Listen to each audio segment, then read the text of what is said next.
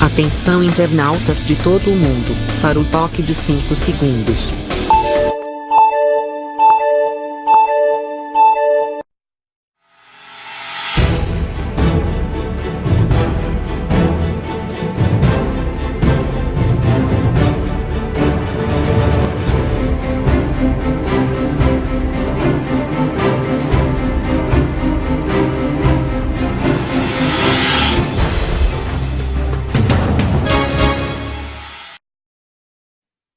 Alô, gente amiga, começando mais um programa Sérgio Cruz aqui pela viamorena.com. Essa preocupação que a gente tem com relação à Amazônia, que a gente tem feito uma abordagem aqui sem nenhum objetivo de crítica ao governo, há muito mais com a preocupação que se tem com as orientações, né, e tendências do governo em explorar, liberar a exploração predatória da Amazônia. Essa aqui é a grande preocupação. E agora, essa história aqui do pessoal que está invadindo uma aldeia indígena que já matou um cacique e que o próprio presidente da República, nas primeiras declarações dadas à imprensa, tem demonstrado desinteresse total pela violência, né? Denúncia da violência ocorrida na região, deixa a gente muito mais preocupado. Estou vendo a notícia aqui de que o ministro Sérgio Moro pretende se deslocar até a região para averiguar in loco o que está acontecendo. Essa indisposição, esse conflito anunciado aí entre grileiros de terra, madeireiros e indígenas. Os indígenas, como os extrativistas, né, o pessoal que vive da Amazônia, preocupado com essa invasão desenfreada e estimulado até, né, porque a partir do momento em que o governo, diante de um fato concreto como é essa morte que houve aí do cacique, termina minimizando o crime, né, havido, termina estimulando a quem é contra índio, quem é contra a Amazônia preservada,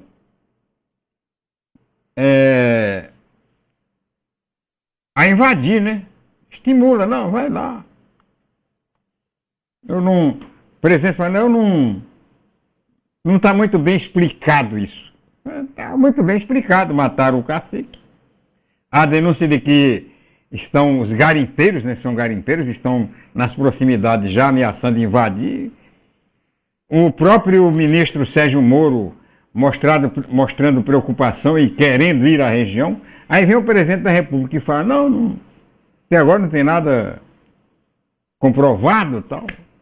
Deixa como está para ver como é que fica. Então, estimula, instiga os invasores a burlar, a fraudar, né, a causar o ilícito e manter uma tensão ali entre índios e garimpeiros, o índio grileiro de terra ali. Olha o que o presidente disse. Não tem nenhum indício forte de que índio foi assassinado no Amapá. Ora, é claro que há indício forte, né? O cara está morto, né? Foi assassinado. Os garimpeiros estão lá tentando invadir Os índios denunciaram os garimpeiros, poderiam ter denunciado outros, né, culpados, mas eles denunciaram porque sabe. O que o presidente deveria ter feito numa situação dessa? Primeiro, evitar comentários sem ter uma base, né, concreta para sustentar o comentário e entregar o caso para o Ministério da Justiça e Segurança Pública, que é o Moro, para o Moro autorizar a Polícia Federal a investigar o caso, a Força Nacional intervir para evitar o conflito, né, porque pode acontecer, daqui para frente há muito mais probabilidade de acontecer do que antes, né? Que o governo tinha algum compromisso, pelo menos formal, com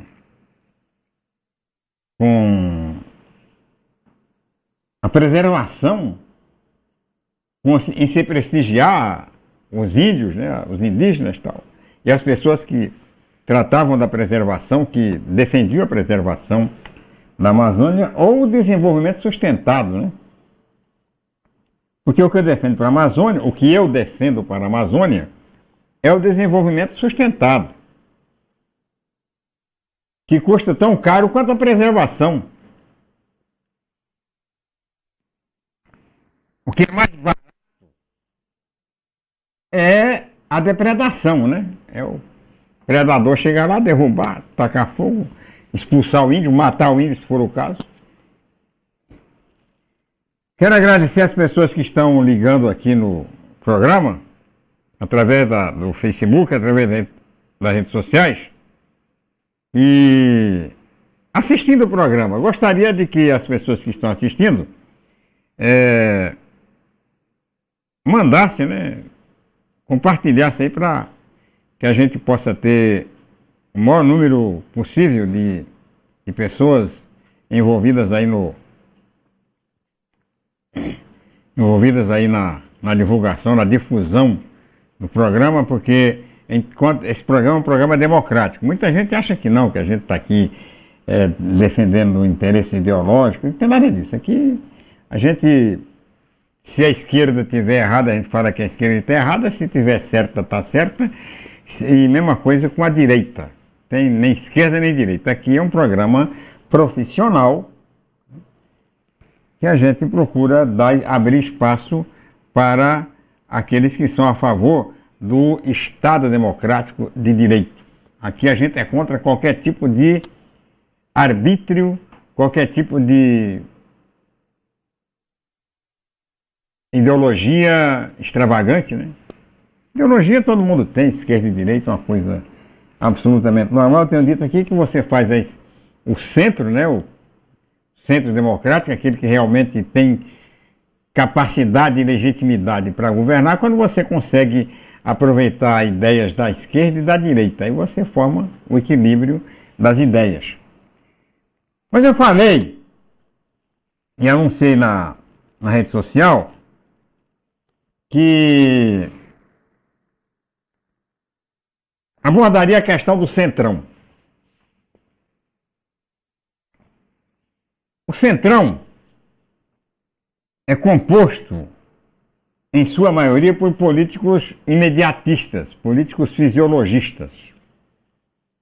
São componentes de vários partidos, inclusive partidos ditos de oposição, que se juntam, né, num mesmo interesse, que é o do aproveitamento máximo do mandato em benefício pessoal.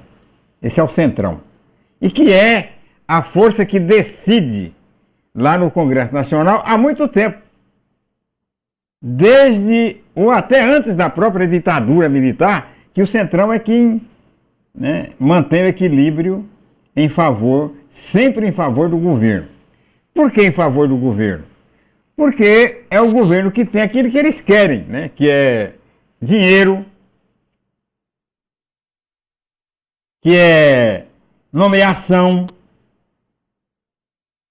que é participação nas maracutaias, que pode ser que não tenha neste governo, mas que houve com intensidade em governos anteriores.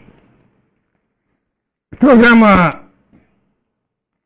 Boca do Povo de hoje, eu falei sobre esse assunto rapidamente e gostaria de enfocar com mais tempo neste horário.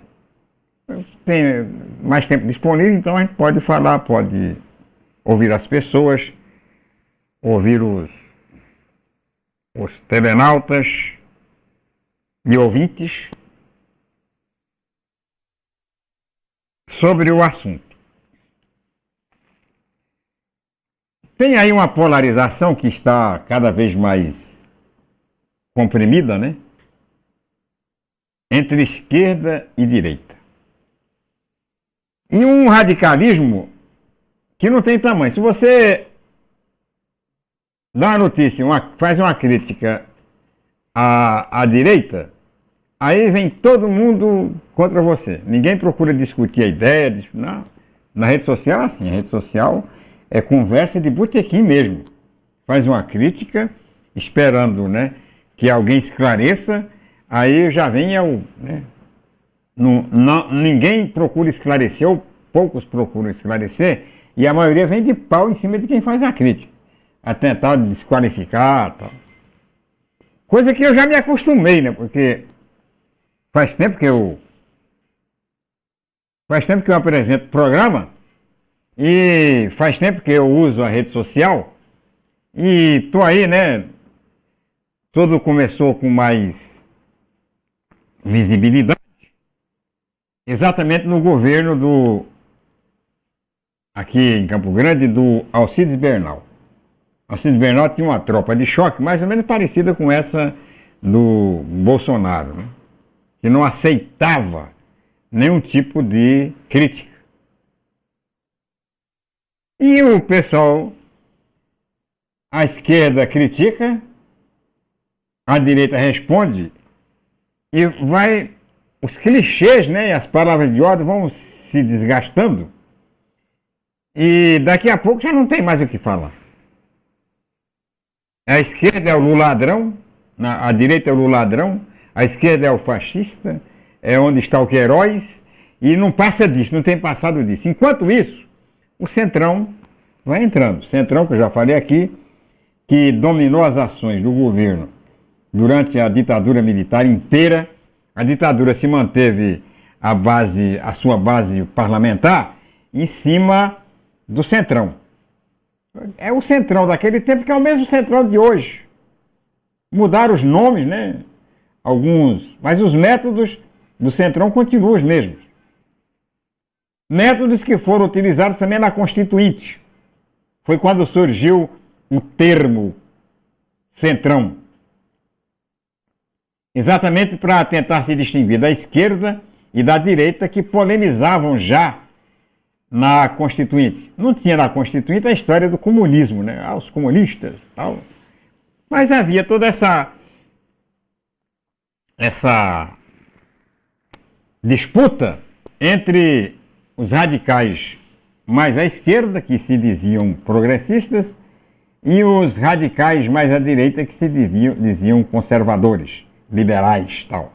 Mas a verdade é que era tudo a mesma coisa de hoje. E quando usam a palavra comunista, é porque o comunismo ainda é um fantasma, né? Ainda termina assustando muita gente. Então o pessoal usa comunista como uma espécie de senha, né? Para manter acesa a sanha da polêmica.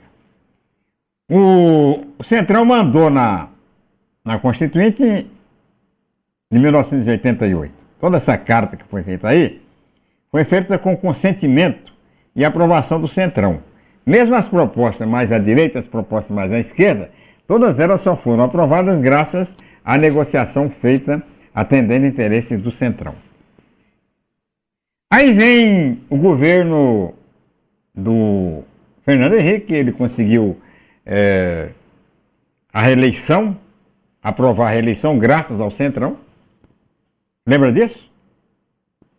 O Centrão é que aprovou, assim como aprovou os 5 anos para o Sarney, né? Logo depois do golpe, depois de derrubado o golpe. Isso. Depois que caiu a ditadura. Aí passou o governo Fernando Henrique, ele concedeu, né, votou as privatizações, votou mais um ano votou mais uma reeleição, direito à reeleição. Depois veio o governo do Lula, o Centrão deu apoio integral ao governo do Lula.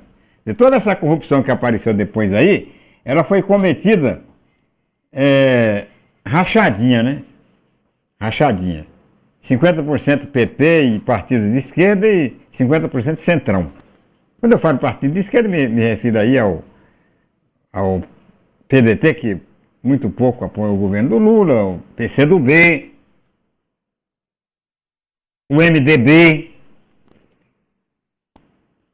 que não é de esquerda, mas apoiou. Aí, e o Centrão? O Centrão é esse mesmo que está aí. É um grupo eu até digo na minha crônica de hoje, que é o grupo que ocupa mais espaço por metro quadrado no plenário do Senado e da Câmara, e que no governo do Lula garantiu toda, né, sustentação ao governo e mamou no governo do Lula à vontade. 8 anos de mamadeira. Isso que está estourando aí, Petrobras, mensalão, tudo isso é coisa, né, que aconteceu no governo do Lula em função de se permitir, nessa permissão que se dava, ilícita, né, exatamente ao governo do senhor Lula da Silva.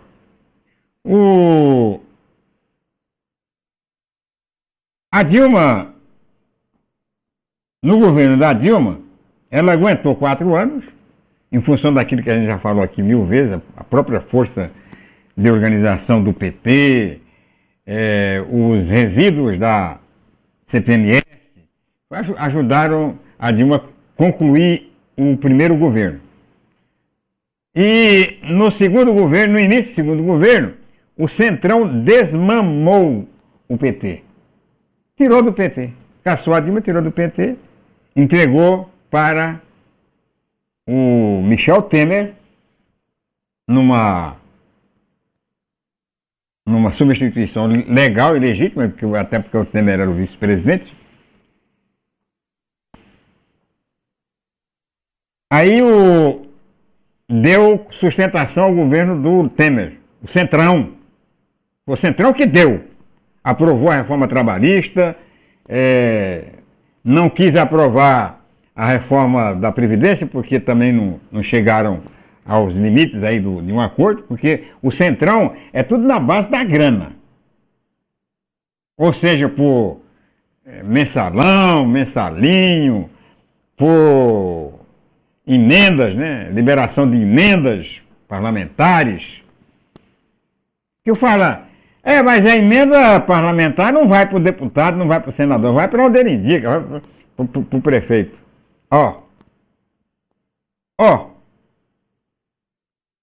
Não vai para o deputado honesto, né? O deputado honesto. Agora, o deputado do Centrão, o deputado desonesto e safado, ele combina com o prefeito, combina com o governador e pega o dele. Pega o dele na emenda parlamentar, impositiva.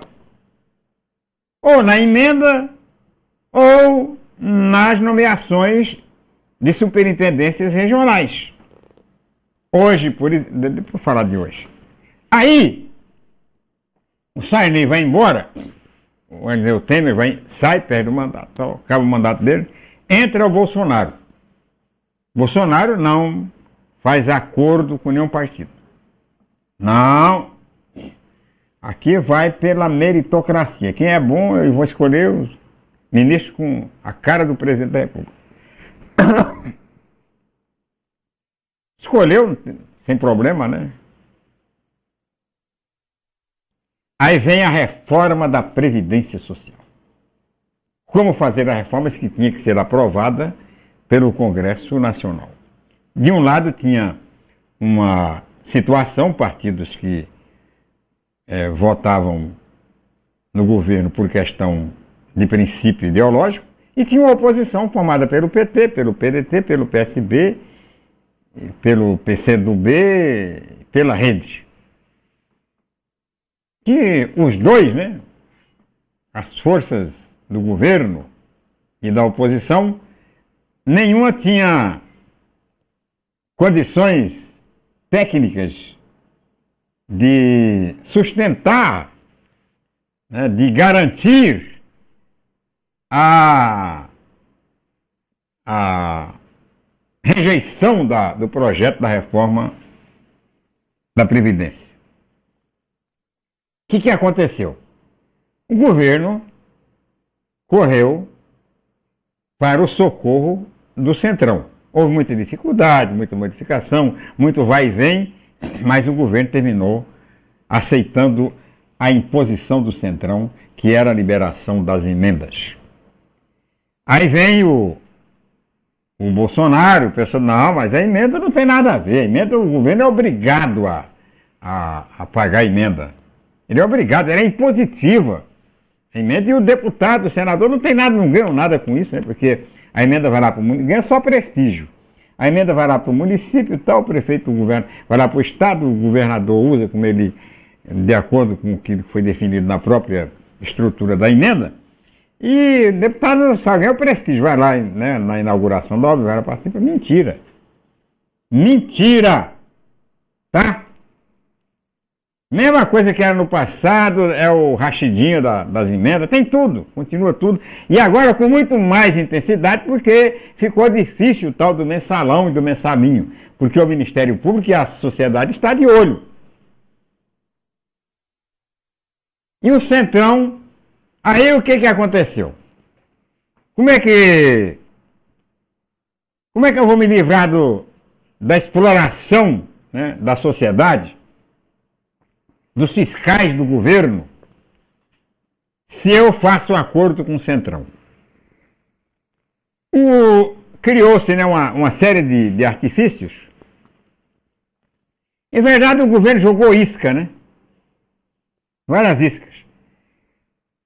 Jogou a isca da liberação da cadeirinha infantil, né?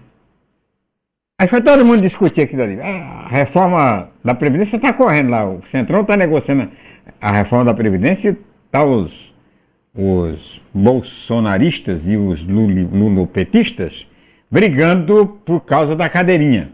Depois vem a cadeirinha, depois vem a nomeação do Eduardo Bolsonaro para a embaixada do Brasil nos Estados Unidos, vem a Petrobras recusando abastecer navios do Irã, vem o governo anunciando que vai acabar com os exames práticos nas escolas nas autoescolas para que habilitem. E vem toda uma série de discussões que não tem nada a ver. Enquanto os idiotas, eu falo idiota porque eu até participo dessas brigas aí também, da esquerda e da direita, ficam se degladiando nas redes sociais, o Centrão está negociando.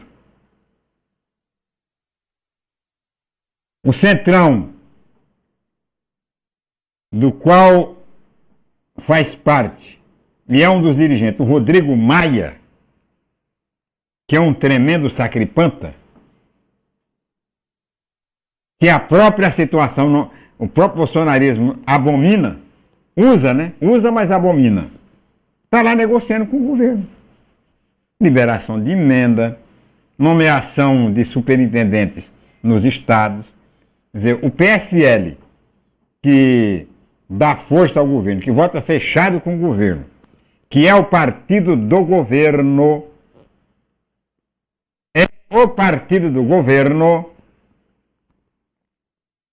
não nomeia ninguém. Não consegue nomear ninguém e vai lá pedir para o Bolsonaro, não. Devagar. Esse governo é diferente. Essa é a nova política. Essa é a nova política para os parceiros, né? Para aqueles que carregaram o piano. Mas a velha a velha política para o Centrão. O Centrão continua mamando todas, né? Todas as tetas. E vai acontecer durante todo o governo do Bolsonaro, vai ser assim. Se o Bolsonaro quiser fazer uma gestão, quiser, né, ter algum compromisso, ele vai ter que engolir o Centrão até o final do seu governo. Porque se o Centrão decidir que não vai apoiar, o governo não faz. O governo só faz aquilo porque a partir da reforma da Previdência, o governo aprendeu, sabe que se não tiver o Centrão ao lado dele, não vai para lugar nenhum. E ele precisa fazer ainda a reforma tributária, a reforma política, precisa fazer uma série de reformas para viabilizar o governo dele. Se depender do partido dele, dos partidários dele, se depender da oposição, não sai nada. Vai ficar só no blá blá blá, no mimimi ali, não sai nada. Disso o governo sabe. Isso o governo conhece. Daí a razão pela qual o Centrão vai mandar. Vai mandar durante os 4 anos e vai aparecer muito bolsonarista aí defendendo o Centrão. Já tem, né? Já tem. Eu já vejo aqui nas redes sociais grupos, né, defendendo o Centrão e tal. Eu falei aqui há algum tempo atrás, não me lembro quando, mas está gravado, sobre a parceria da revista Veja com o governo Bolsonaro. Muita gente ironizou, muita gente achou que eu estava fora da casinha, que não era nada disso, que o governo não ia prestigiar órgãos que criticavam o governo, como a Folha de São Paulo, a Veja, né, esses dois órgãos, dois principais órgãos. E eu insisti. Porque quando eu revelo alguma suspeita, eu faço com base nos fatos. Eu não fico inventando, criando, imaginando que seja assim. Eu vou direto ao fato para mostrar aquilo que eu penso. De repente não é aquilo, né? De repente eu fui enganado pelos fatos. De repente posso ter sido. Esse áudio tá bom? De repente eu posso ter sido enganado pelos fatos, mas muito dificilmente eu me deixo enganar. Até porque eu não tenho nenhuma afinidade, nenhum amor por político nenhum. E não estou comprometido com nenhum partido. Eu sou um profissional de imprensa. Eu sou um comunicador. Mas eu falei, não, porque fiz praticamente um programa inteiro aqui, levei muita porrada aqui de pessoal da direita e da esquerda, porque falei que o governo havia acertado a revista Veja. Expliquei como foi, direitinho, como é que está sendo, e a cada dia que passa, a cada semana que a revista é publicada, aparece uma comprovação daquilo que eu tenho falado. É o compromisso da revista com o governo. Começou metendo o pau, depois foi lá e fechou. Então, com o governo. Como é que foi essa história? Eu vou contar direitinho, e quero a sua companhia, o seu compartilhamento, depois do tempo em Brasília e no Mato Grosso do Sul.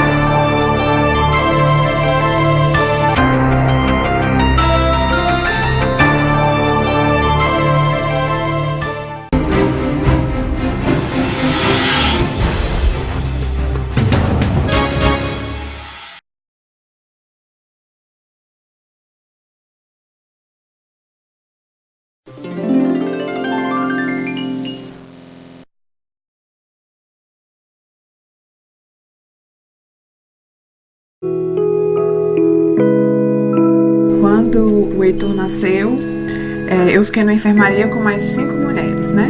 E todos bebês prematuros, que por algum motivo estavam lá há mais tempo. E aí eu via que as mães já não conseguiam tirar tanto leite, eles não podiam mamar, então não tinha aquela produção, né? Porque é importante a sucção do bebê para a produção do leite. Aí eu me coloquei no lugar daquelas mães, porque se fosse eu, se meu filho precisasse, eu ia querer muito que alguém se disponibilizasse a doar. Eu levo o leite, né, já depois que está congeladinho, entrego no banco de leite. Lá eles vão processar, primeiro eles vão avaliar se tem sujidade, né, se tem alguma coisa, se o leite realmente está apto para pasteurizar e liberar para os bebês que estão internados, né? São os prematuros, que por algum motivo ou outro não conseguem mamar ou a mãe não pode aumentar, que também recebe esse leite que a gente doa. Doe leite materno, alimente a vida.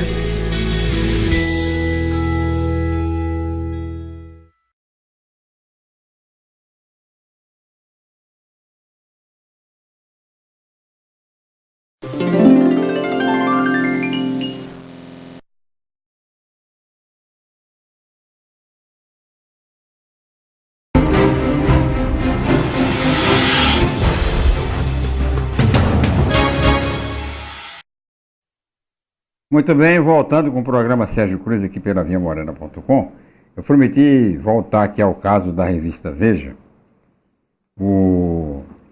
Antes eu quero agradecer as pessoas que estão ligadas aqui no programa. Um abraço para o Jacques Charles Figueiredo, para o Valdeir Simão e para a Luciana Souza Gonçalves. Estão assistindo o programa pelo Facebook. Obrigado, pessoal, que está assistindo o programa pelo canal direto. E avisar o pessoal que a partir de hoje já está no ar aí, se você quiser assistir também, pela TV do b.com.br, né? Pode ligar também, é mais um canal de comunicação aqui do nosso programa. Mas eu falava da revista Veja, que a revista Veja fechou com o governo, e muita gente, como eu falei aqui, achou que não tem nada a ver, mas fechou. E eu vou mostrar aqui, ó. A revista Veja era do grupo Civita,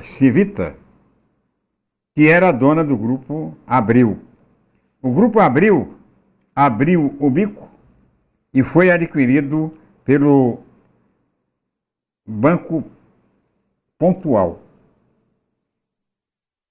Um grupo ligado ao Banco Pontual. O Banco Pontual é dirigido por um banqueiro, não sei que é Esteves o nome dele, aquele banqueiro que foi preso junto com o Delcídio, lembra? Aquele lá, ele é o dono. Agora tem como co-dono, né, co-proprietário, exatamente o senhor Paulo Guedes, ministro da Fazenda do governo do Bolsonaro. Foi um dos fundadores e não tem cargo na direção, é claro, não pode ter, até porque é ministro da Economia, mas é um homem que tem muitos interesses ligados ao Pactual, portanto, ligado à revista Veja. Veja bem, este grupo dominante, novo grupo dominante, tem como laranja, né, ou como diretor, o jornalista Maurício Lima. Fábio Carvalho. Fábio Carvalho. O Maurício Lima é o novo diretor de redação da Veja. E o conselho de editorial é o Fábio Carvalho, que é o diretor, e o Tomás Souto Corrêa, que é funcionário antigo da revista Veja. Então, se você pegar a revista Veja já desde alguns tempos, desde as últimas 5 ou 6 edições, você vai ver que tem uma indicação de que ela está ligada ao governo pelo teor das matérias. A revista Veja é uma revista opinativa, né? E você vê pelas opiniões contra, opiniões a favor, material muito bem feito, mas dirigido para atender alguns compromissos. não estava trazendo nenhum anúncio do governo. Não vinha. Na edição desta semana, além do anúncio do Banco do Brasil, de uma página, está aqui, ó, uma página do Banco do Brasil, olha aí. Ainda traz a capa o Paulo Guedes. Na maior defesa do tal de o Plano Guedes. Que, em verdade, ela nem sabe o que é o Plano Guedes, né? Até porque esse Plano Guedes, até agora, é uma fantasia, né? Ninguém, além dessa iniciada reforma da Previdência, não há nada que determine a existência do Plano Guedes. Então a revista fechou. Você fechou com o governo. Então daqui para frente o pessoal que gosta de criticar quem é contra o governo pode passar a elogiar a revista Veja, porque já está no bolso do Bolsonaro. Era aqui a matéria dessa semana. Adeus, voo de galinha. A liberação dos saques do Fundo de Garantia é apenas o pontapé inicial de uma série de medidas desenhadas pelo superministro da Economia para impulsionar de vez o crescimento e tirar o Brasil do atraso. Isso aqui é uma propaganda, né? Agora eu queria ver com vocês o que é esse plano da galinha voadora aqui. Plano medidas de curto prazo para um ano, né? Está aqui na revista. Redução de 1 ponto percentual na taxa básica de juros, na Selic. Liberação de fundo de garantia e PIS, saques de dinheiro pelo trabalhador.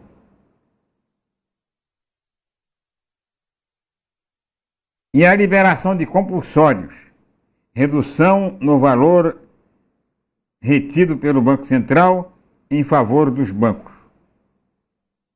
Isso é uma medida para atender os banqueiros. Aí vem as medidas de médio prazo, efeito de 10 anos, em 10 anos. Governo digital, automatização dos processos burocráticos. Reforma tributária, olha aqui, ó.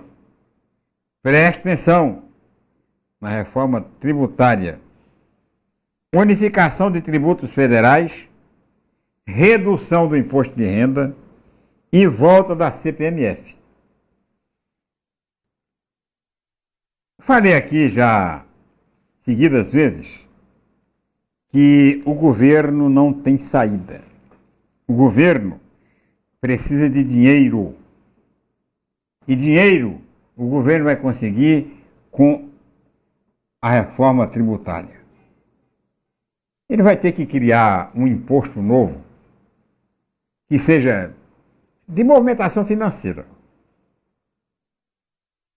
que inclua, né, no sacrifício que a nação faz para restabelecer a sua credibilidade fiscal, incluir todas as categorias, banqueiros, bancários, todo mundo, peão, fazendeiro, todo mundo pagar. Porque até agora as medidas que foram tomadas pelo governo, apenas o trabalhador é que vai pagar. Eu não sou avesso, mas não sou contra, até porque também não adianta ser contra, que o governo encontre saídas para sair da crise. Agora essas saídas têm que ser gerais, né? Todo mundo tem que contribuir. Por que o banqueiro não pode contribuir? Ah, mas criar mais um imposto? Acho um absurdo, né? Mas o que que o governo vai fazer? Você tem uma ideia de como é que o governo vai sobreviver se não criar imposto? Então manda a sugestão para o Paulo Guedes, porque ele já está convencido, e eu já li também que tem um grupo de empresários favoráveis, de dar volta da CPMF. Ou que outro nome tenha, mas que possa ter o mesmo impacto da CPMF. Então, apenas para refrescar a memória, o Brasil, depois da ditadura, teve de um momento bem sucedido na história da economia, que foi o tempo da CPMF. Ah, não. Foi. Faz as contas. Quem sustentou o governo do FHC foi a CPMF. Quem sustentou o governo do Lula foi a CPMF. Com o dinheiro da CPMF, os governos de Fernando Henrique e Lula da Silva conseguiram uma coisa que o Brasil não conseguia há muito tempo, que era o superávit primário.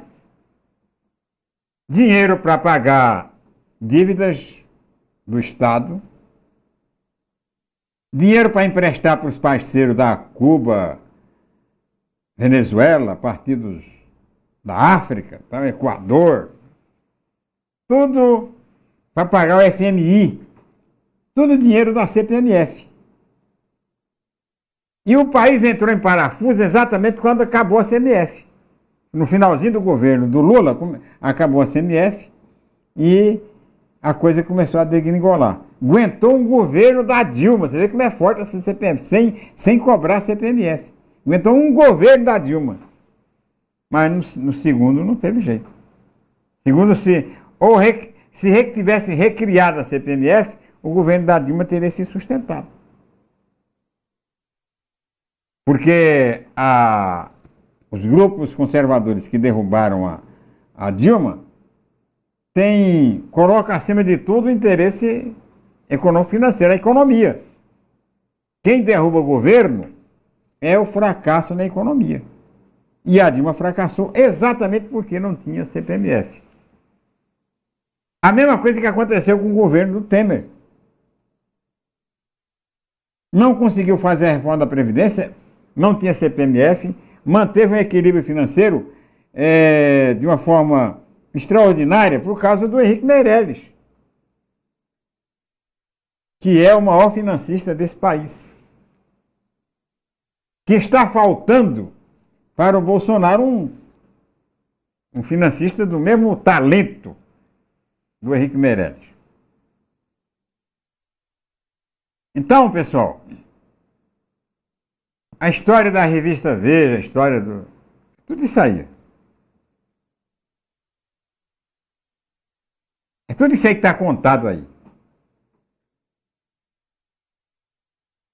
E eu até gostaria de ouvir as pessoas, né? Cadê os bolsonaristas, né, que me perseguem na rede social? Queria ouvi-los, queria tê-los para a gente debater esses assuntos aqui. Fiz um comentário, né? Que é uma curiosidade.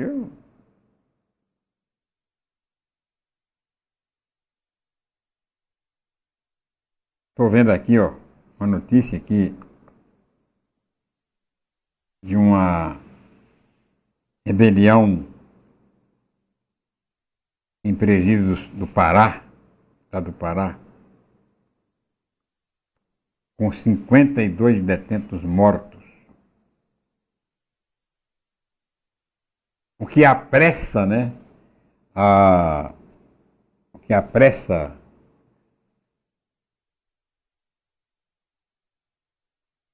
a pressão para uma reforma do sistema carcerário no Brasil. Não é possível continuar como está. Não é possível continuar, né, matar gente. Não tem inocente na cadeia, né? Claro. Quem está na cadeia está porque cometeu algum delito, alguma coisa prejudicial à sociedade. Mas não justifica esse negócio de rebeliões, né, que mata a gente nas cadeias. Não justifica. O Estado tem que ter a responsabilidade de trazer um clima de tranquilidade através, né, a partir das penitenciárias. É preciso que o Estado assuma as penitenciárias no Brasil, retome as penitenciárias, que hoje está na mão do crime organizado. Isso aí, ó, não li a matéria ainda. Isso aí é coisa do crime organizado, é briga de facções que o governo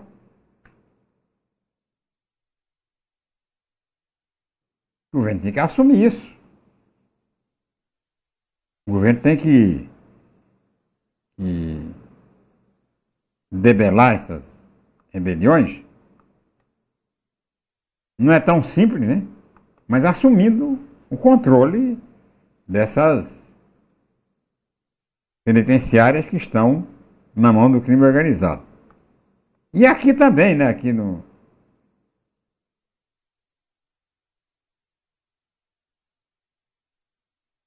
E aqui também, no Campo Grande, por exemplo, há o risco de a qualquer momento acontecer o que aconteceu em Altamira, lá no sudoeste do Pará. Porque aqui também, e aí para mim não fica fora nenhum lugar onde haja cadeia, existe o predomínio de facções do crime organizado sobre os presídios. Aqui nós temos o PCC, é o que me parece estar mandando agora, tem o CVV, tem várias facções instaladas dentro do próprio presídio. E que mandam no presídio. Mandam mais que a própria direção do presídio. Porque o contato é direto, né? E o compromisso é direto com quem está na cadeia. Detentos do Centro de Recuperação Regional de Altamira, no sudoeste do Pará, fizeram a rebelião por cerca de 5 horas na manhã desta segunda-feira. De acordo com a Superintendência do Sistema Penitenciário do Pará, 52 detentos foram mortos, sendo 16 deles decapitados. 2 agentes penitenciários que chegaram a ficar reféns foram liberados. Quer dizer, a bronca é entre eles mesmo, né? Uma briga entre organizações criminosas, vai lá, provocou a rebelião. Segundo a polícia, internos do Bloco A, onde estão custodiados presos de uma organização criminal, invadiram o anexo onde estão internos de um grupo rival. A superintendência ainda não identificou os grupos. É claro que ela sabe. Todo mundo sabe, né, os grupos que são. Posteriormente, a sala foi trancada e os presos atearam fogo no local. A fumaça invadiu o anexo. Alguns detentos morreram por asfixia, de acordo com a polícia. A ação começou às 7 horas e terminou por volta do meio-dia. Este é o segundo maior massacre em presídios em 2019. Em maio, 55 presos foram mortos sob custódia do Estado no Amazonas. Então, isso que eu estou falando. Se não tiver uma intervenção para valer do Estado, vai continuar acontecendo isso aí. Onde vamos parar? Não sei onde. Mas é o que pode acontecer. É o que vai acontecer.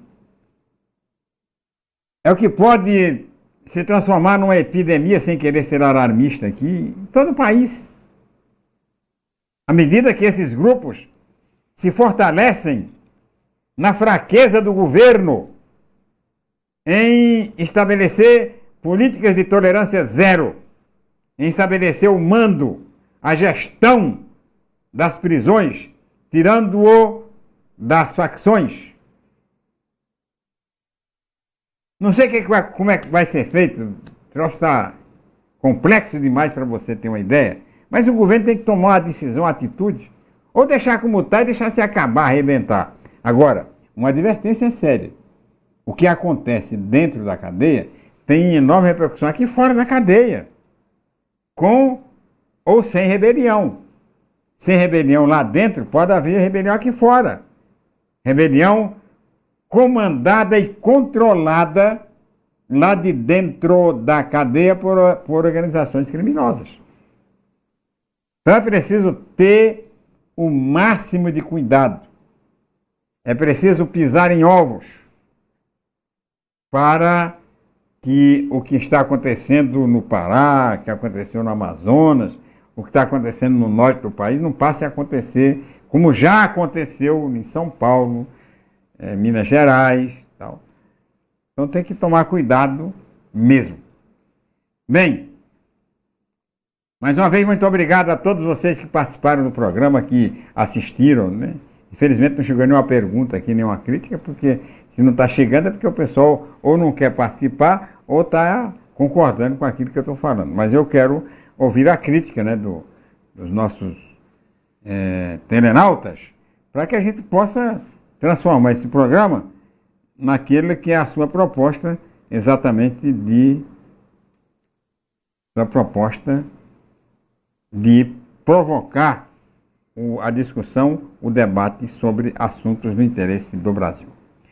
Muito obrigado por sua audiência e até o próximo programa. Tchau, Pica-Pau.